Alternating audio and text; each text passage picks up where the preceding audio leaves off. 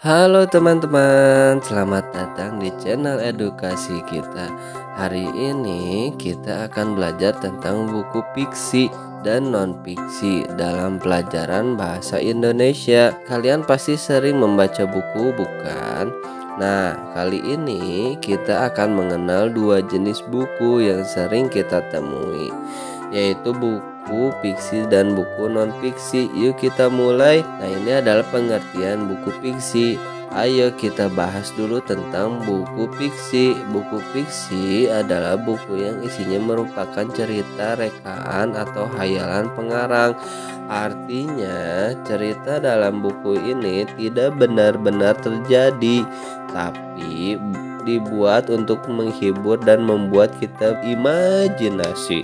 Contoh dari buku fiksi adalah dongeng, cerita rakyat, novel, atau komik. Misalnya cerita tentang putri yang hidup di istana ajaib, atau pahlawan super yang memiliki kekuatan luar biasa.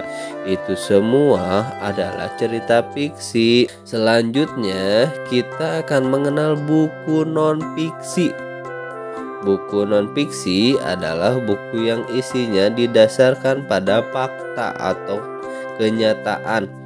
Buku ini ditulis untuk memberikan informasi atau pengetahuan kepada pembacanya. Jadi isi buku non-fiksi itu nyata dan bisa dipercaya. Contohnya adalah buku pelajaran biografi, buku sains, atau buku ensiklopedia. Kalau kalian membaca buku tentang kehidupan hewan, sejarah pahlawan Indonesia, atau cara membuat makanan sehat, itu adalah buku non-fiksi. Cara membedakan buku fiksi dan non-fiksi. Nah, teman-teman, bagaimana caranya agar kita bisa membedakan buku fiksi dan non-fiksi? Coba perhatikan isinya. Jika isinya berupa cerita yang menghibur dan tidak nyata, maka itu adalah fiksi. Tapi kalau isinya fakta atau informasi yang benar-benar ada, itu adalah non-fiksi. Ingat, buku fiksi untuk hiburan dan imajinasi, sementara non-fiksi untuk menambah pengetahuan.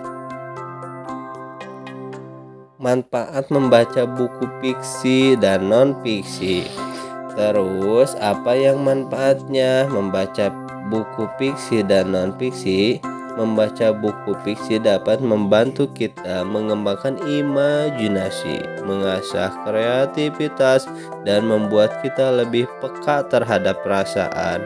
Sementara membaca buku non-fiksi menambah pengetahuan, memperluas wawasan, dan membantu kita memahami dunia sekitar kita.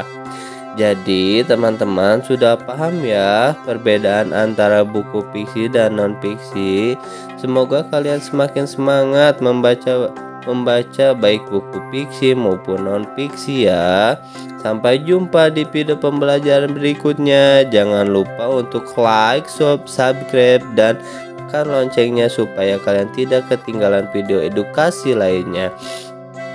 Terima kasih sudah menonton dan sampai jumpa.